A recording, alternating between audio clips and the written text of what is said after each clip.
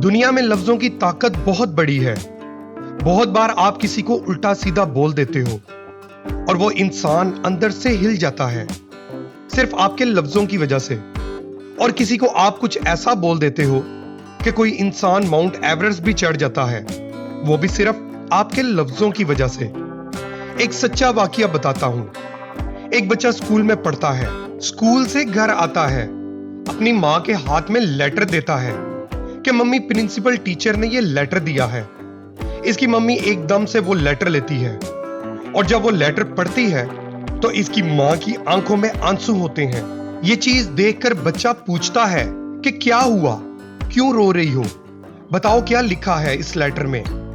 इसकी माँ कहती है कि इस लेटर में लिखा है कि आपका बच्चा कमाल है, जीनियस है, बहुत इंटेलिजेंट है, सुपर जीनियस है।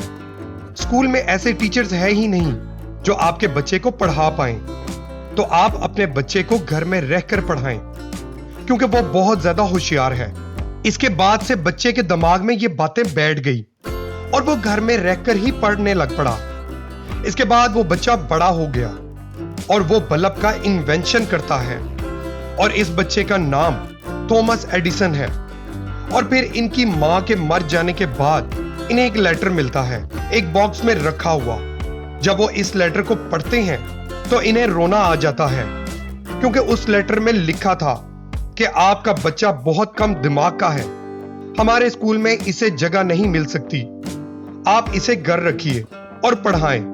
ये बच्चा बिल्कुल भी होशियार नहीं है। हमारी खुद की थिंकिंग और दूसरों के लफ्ज बहुत ज्यादा असर डालते हैं हमारे दिमाग पर, हमारी जिंदगी पर। बेकार लोगों के साथ बैठोगे तो बेकार लाइफ होगी।